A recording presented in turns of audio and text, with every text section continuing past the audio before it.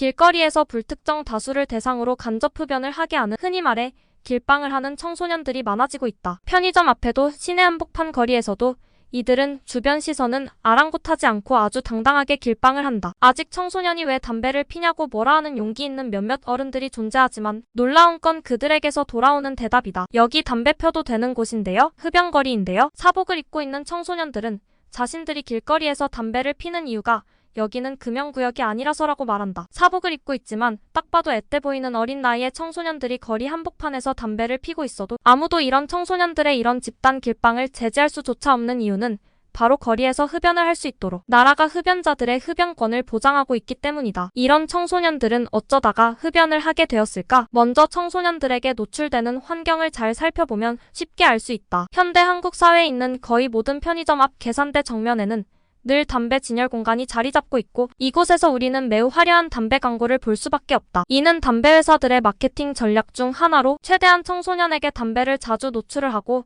좋은 시각화적인 이미지로 브랜드 이미지를 좋게 만들기 위함에 있다. 실제로 현재까지도 대한민국의 거의 모든 편의점 점주들은 매달 담배 회사로부터 담배 진열 공간, 임차 및 유지 보수비라는 명목으로 70만 원에 달하는 로비에 가까운 광고비를 받고 있으며 개인 편의점의 경우 담배 회사와의 직접 계약으로 매달 150만 원 가까이 받기도 한다. 2021년 기준 한국 내 편의점의 수는 52,200개 정도 되는데 매달 70만 원씩 광고비를 준다고 잡는다면 담배 회사들이 편의점 업주들에게 제공하는 로비 금액만 370억 정도가 넘는다고 봐야 한다. 더구나 현행 정부가 시행하는 국민건강증진법은 편의점 내부에 전시되거나 부착된 담배 광고는 전부 허용하고 있는 상태다. 이런 편의점 광고를 통해서 담배 회사들이 노리는 첫 번째 타겟은 놀랍게도 9세 미만의 어린아이들이다. 편의점 계산대에 놓은 사탕이나 초콜릿, 카라멜과 같은 것에 관심이 많은 나이의 아이들의 시선이 자연스럽게 계산대 맞은편, 정면에 위치한 담배를 향하도록 만드는 것이다. 아무것도 모르는 나이의 아이들이라도 이런 식으로 수년간 자연스럽게 담배 광고에 노출됨으로써 무의식적으로 담배에 대한 호기심을 가지게 만들고 또 담배 필터에 새로운 캡슐을 추가해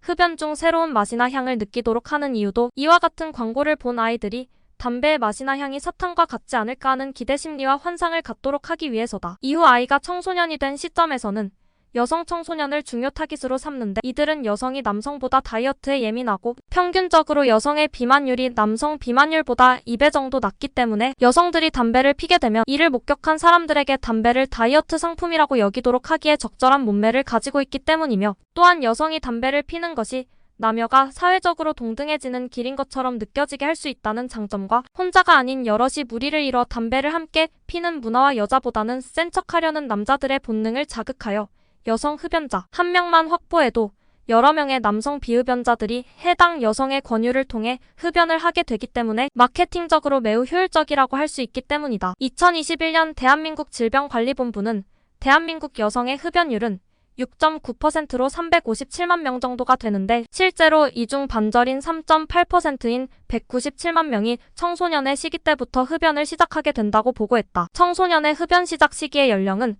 평균 13.5세임. 이들 대부분의 청소년들이 한번 흡연을 경험하게 되면 이후 대부분이 중독이 되어 결국 매일 평균 반갑을 흡연을 하게 된다는 것이었다. 여기서 소름 끼치는 부분은 담배 회사들의 천재적인 마케팅 전략인데 담배 한 갑에는 20개의 담배가 들어있고 담배 한 개에는 약 1mg 정도의 니코틴이 함유되어 있는데 피게 되는 경우 약 4초 만에 뇌 안에 도파민을 강제로 발생시켜 쾌감을 주지만 다시 1시간도 안 되어 반대로 심한 스트레스와 짜증 비슷한 느낌을 주게 되는데 따라서 테마파크 롤러코스터가 오르고 내려가듯이 흡연을 시작하면 매 1시간마다 기분이 좋아지고 곧이어 아주 기분이 나빠지는 것이 반복적으로 발생하기 때문에 하루 24시간 중에 자는 시간을 제외한 15시간 동안 약 1시간 간격으로 담배를 계속 피도록 만드는 것을 목표로 한다.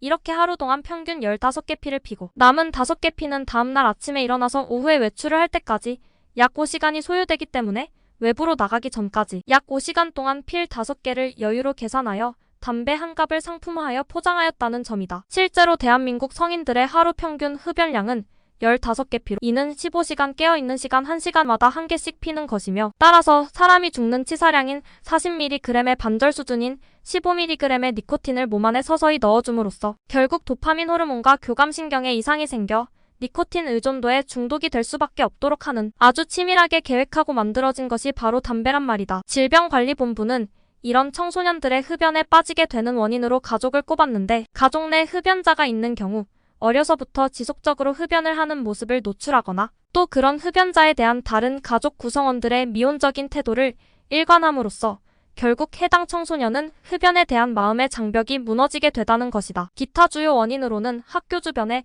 편의점 계산대 및 PC방 및 노래방에 존재하는 흡연실을 통해 담배에 대해 지속적으로 노출되는 것과 주변 친구들이 흡연을 하는 경우 친구의 권유에 때문에 흡연을 하게 되는 문제들을 지적했다. 아이러니하게도 한국의 청소년 보호법에 의해 청소년은 만 19세 또는 만 19세가 되는 해를 맞이하면 누구든지 술과 담배를 구입할 수 있다. 청소년 보호법이 아니라 성년유해법이라 부르는 게 맞는 것 같다. 그럼 국민건강증진법이나 청소년 보호법 같은 법을 만드는 정부는 왜 국민들에게 술과 담배를 판매하는 것을 허용할까? 수천 가지의 독성 화학물질과 20여 종의 어급 발암물질 구성되어 몸 안의 모든 세포를 파괴하는 독극물인 타르와 혈액 속에 일산화탄소를 5% 수준까지 올려 숨이 가빠오게 하는 일산화탄소 담배 40개를 한 번에 필 경우 사람이 죽을 수 있는 치명적인 약성인 니코틴이 함유되어 있는 담배 광고가 아이들과 청소년들에게 버젓이 노출되고 있는 것을 허용해주고 있을까? 이유는 간단하다. 바로 돈 때문이다. 담배 회사들이 담배 한 갑을 판매할 때마다 정부에 내는 돈은 74%나 된다. 술 제조 회사들이 내는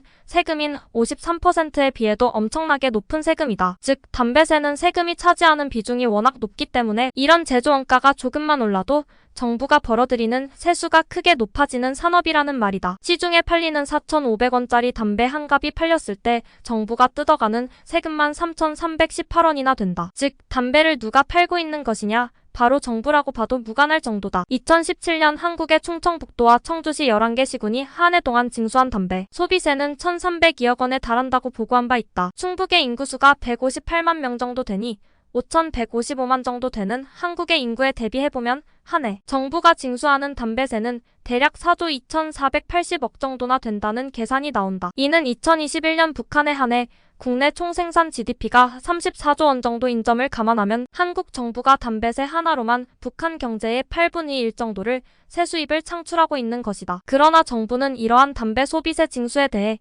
이렇게 설명한다. 이는 국민의 흡연과 음주 자체를 절제하도록 하며 국민 보건 향상에 기여하기 위해서이다. 이런 해명이 더 어이가 없는 이유는 정부가 2011년 6월에 개정한 국민건강증진법 재구조사항을 근거로 PC방 및 당구장, 게임방 등 모든 실내 공간에 조성된 오락시설을 금연구역으로 지정하면서도 다시 개정안을 만들어 비흡연자의 혐연권을 보장하되 흡연자의 권리도 보호를 해야 하니 별도의 흡연실을 설치할 수 있게 시행하고 있다는 점 때문이다. 이게 무슨 말이냐? 같은 층 한 공간에서도 흡연실 칸막이를 만들고 천정에 환풍기를 설치한다면 이곳에서 얼마든지 흡연이 가능하다는 말이다. 이 무슨 개벽다기 상황인가? 정부가 말하는 흡연자의 권리는 또 무슨 말인가? 그렇다면 러시아 같은 전쟁을 일으킨 전범국가의 권리라는 게 있고 또 이는 우크라이나와 같은 전쟁 피해국 국민들의 권리와 동일시해야 하며 거의 같은 수준으로 보호해야 한다는 말인가? 최근 우크라이나 남동부 마리우폴 러시아 점령지에 러시아의 포격으로 인해 폐허가 된 오페라 하우스에서 왕팡이란 중국 여자 가수가 우크라이나 사람들 앞에서